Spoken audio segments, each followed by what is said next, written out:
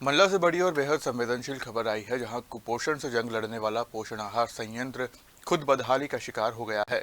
महीनों से बंद पड़े इस संयंत्र ने न सिर्फ उत्पादन नहीं रोका, बल्कि सैकड़ों परिवारों की रोजी रोटी पर भी ताला लगा दिया है।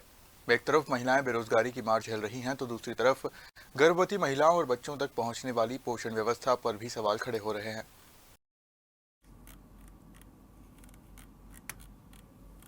मंडला का पोषण आहार संयंत्र कभी कुपोषण के खिलाफ मजबूत हथियार माना जाता था। यहीं से तैयार होकर रेडी टू ईट पोषण आहार मंडला सहित आसपास के 9 जिलों तक पहुंचता था, जिसका सीधा लाभ गर्भवती महिलाओं, धात्री माताओं और 6 माह से 3 साल तक के बच्चों को मिलता था। लेकिन अब इस संयंत्र पर ताला लटका है। मशीनें खामोश है और इनके साथ सैकड़ों सपने भी थम गए हैं। स्व सहायता समूहों से जुड़ी महिलाएं, जिन्होंने वर्षों तक यहां काम कर अपने परिवार को सहारा दिया, आज आर्थिक संकट से जूझ रही है। जो हाथ बच्चों के बेहतर भविष्य के लिए पोषण तैयार करते थे, आज वही हाथ काम के इंतजार में हैं। संयंत्र बंद होने से सिर्फ रोजगार प्रभावित नहीं हुआ, बल्कि कुपोषण के खिलाफ सरकारी व्यवस्था की जमीनी हकीकत भी सामने आ गई है। मेरा नाम नीमा कुशवाहा है। मैं यहाँ 5-6 साल से काम कर रही हूँ और ये जानकारी मिली है कि ये फैक्ट्री बंद होने वाली है। तो अब हम लोग अपने परिवार का थोड़ा बहुत इससे मदद मिल जाती थी, तो अब हम अपने परिवार की स्थिति कैसे सुधारेंगे, अपने बच्चों को कैसे पढ़ाएंगे लिखाएंगे सर। अच्छा, इसकी ये शिकायत नहीं, अभी तो नहीं किए हैं। मेरा नाम मनीषा परस्ते है। मैं ग्राम खोड़िया की रहने वाली हूँ और मैं यहाँ 7 वर्षों से काम कर रही हूँ। मेरे साथ 60 परिवार यहाँ महिलाएं लोग काम करती हैं। ये भी 6-7 सालों से काम कर रही हैं। कुछ हाउस कीपिंग में, कुछ पैकिंग में, कुछ सुपरवाइज़र हैं, कुछ लोडिंग, कुछ पुरुष भी जुड़े हुए हैं इसमें।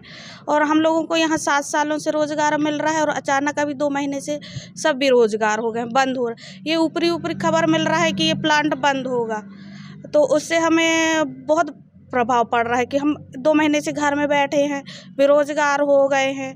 और यहाँ से हम काम करके हमारे बच्चों को अच्छे से पढ़ा लिखा रहे हैं और हमारी पालन पोषण अच्छा हो रहा है। अब सरकार बोल रही कि घाटे में चल रही समूह के माध्यम से, तो घाटे में चल रही तो जो कच्चा मटेरियल अपन यहाँ लेके आते हैं, वो कच्चा मटेरियल का रेट दिनों दिन बढ़ता जा रहा है और जो बन के जा रहा है वो उसका रेट 6-7 सालों से वो ही है।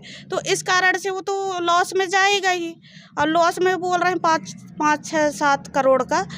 तो अभी 135 करोड़ का वित्त विभाग ने सैंक्शन किया है, पर वो अभी इनके खातों में आया नहीं है। इस कारण से रॉ मटेरियल भी प्लांट में नहीं आ रहा है। तो उनको बोलते हैं कि भाई यहाँ रॉ मटेरियल पहुँचाइए, तो वो कह रहे हैं पुराना हमें पैसा दीजिए तब हम पहुँचाएंगे। और निजीकरण हाथों में हो रहा है, तो वो भी यही कह रहे हैं कि पुराना तुम अपना हिसाब किताब क्लियर करो, उसके बाद हम आगे का काम करेंगे। अब वो चला रहे हैं कि समूह वाले चलाएंगे, अब ये तो ऊपर ही वाले जानेंगे। क्या नाम लिखती? मेरा नाम मनीषा परस्ते है। मेरा नाम भेषज भारद्वाज है और मैं ग्राम खैरानी की रहने वाली हूँ और मैं यहाँ लगभग 7 वर्षों से पैकिंग में काम कर रही हूँ। अगर ये प्लांट बंद होता है तो हमारे मतलब जीवन शैली में बहुत ज़्यादा अंतर आ जाएगा। और मैं घर में अकेले कमाने वाली हूँ और मेरे साथ साथ यहाँ पे प्लांट में और भी लोग हैं जो अकेले ही काम कर रहे हैं और अपना परिवार देख रहे हैं। इसके बंद होने से तो हम लोग को बहुत सारी दिक्कतों का सामना करना पड़ेगा। कहना चाहिए फाइनेंशियली हम लोग बहुत वीक हो जाएंगे यहाँ ये बंद हो जाएगा तो। अब सवाल यह है कि क्या जिम्मेदारों की अनदेखी से इतनी बड़ी योजना दम तोड़ रही है?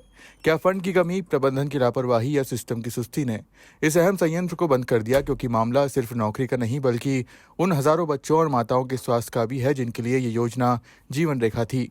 फिलहाल मंडला में बंद पड़ा पोषण आहार संयंत्र सिस्टम से जवाब मांग रहा है।